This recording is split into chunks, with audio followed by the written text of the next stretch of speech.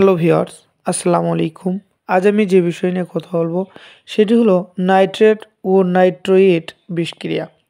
গবাদি পশুর এটি একটি মারাত্মক রোগ, তাই আমাদেরকে এই রোগ সম্পর্কে ধারণা থাকা দরকার। বাংলাদেশে প্রতি বছর বহু সংখ্যক গবাদি প্রাণী নাইট্রেট ও নাইট্রাইট বিষক্রিয়ায় মারা যায়। অধিকাংশ ক্ষেত্রে নাইট্রেটযুক্ত কাঁচা ঘাস খেয়ে প্রাণী বিষক্রিয়ার সৃষ্টি হয়। যেভাবে বিষক্রিয়ার সৃষ্টি হয় তা হলো অপরিপক্ক ও বেশি পরিমাণে গুমা, শ্যামা, হেলেঞ্চা, বোরো ইত্যাদি ঘাস হতে এই রোগ সৃষ্টি হতে পারে। অনেক দিন বৃষ্টি না হয়ে হঠাৎ বৃষ্টি হওয়ার পর নতুন ঘাস খেলে, তাহলে নতুন ঘাস গজানোর পরে সেই ঘাস যদি প্রাণী খায়, সেক্ষেত্রে নাইট্রেট বিষক্রিয়া হতে পারে। এখন বর্ষার সিজন, এ সময় অনেক সময় বৃষ্টি হবে এবং জমিতে নতুন নতুন ঘাস জন্মাবে। সেই ঘাসগুলো খেলে প্রাণী নাইট্রেট বিষক্রিয়া হওয়ার সম্ভাবনা থাকে। ভুট্টা, মূলা, মরিচা, সরিষা, সয়াবিনে 3% অধিক নাইট্রেট থাকলে এবং সেগুলো খেলে প্রাণীর নাইট্রেট বিষক্রিয়া হওয়ার সম্ভাবনা থাকে।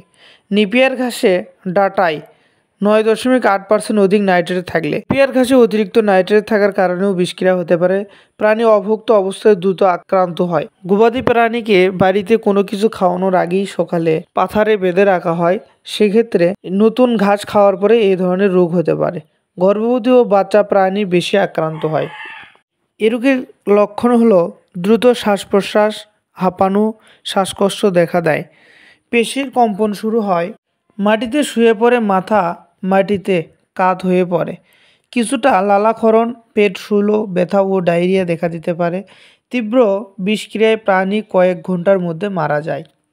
যথাসময়ে চিকিৎসা না নিলে যেহেতু প্রাণী মারা যাওয়ার ঝুঁকি থাকে, সেহেতু এই রোগ থেকে আমাদের সতর্ক থাকাই উচিত। রোগ নির্ণয় সন্দেহজনক নতুন ঘাস খাওয়ানোর ইতিহাস ও বৈশিষ্ট্যপূর্ণ উপসর্গ এ রোগ নির্ণয়ের সহায়ক। এ রোগের কিছু নির্দিষ্ট চিকিৎসা আছে, সেগুলো হলো বড় প্রাণীর জন্য ডেক্সট্রোসাইক্লিন 1000 মিলি এবং সে সাথে ইনজেকশন নারভিন 2 মিলি অথবা নিউরোবি স্কয়ার কোম্পানির এটি দেওয়া যেতে পারে এবং সে সাথে ইনজেকশন অ্যান্টিহিস্টামিন যেমন হিস্টাভেট, এস্টাভেট, এগুলো যে কোনো একটি ইনজেকশন 10 মিলি প্রয়োগ করা যেতে পারে মাংসপেশিতে। মিথাইলিন ব্লু প্রতি কেজি দৈহিক ওজনের জন্য 1 থেকে 2 মিলি হিসেবে 1% সলিউশন শিরায় দিয়ে 2 ঘন্টার মধ্যে সুস্থ হয়ে যায়। রোগের প্রতিরোধ, এই রোগের শতকরা 1% এর অধিক নাইট্রেটযুক্ত খাবার দেওয়া উচিত নয়।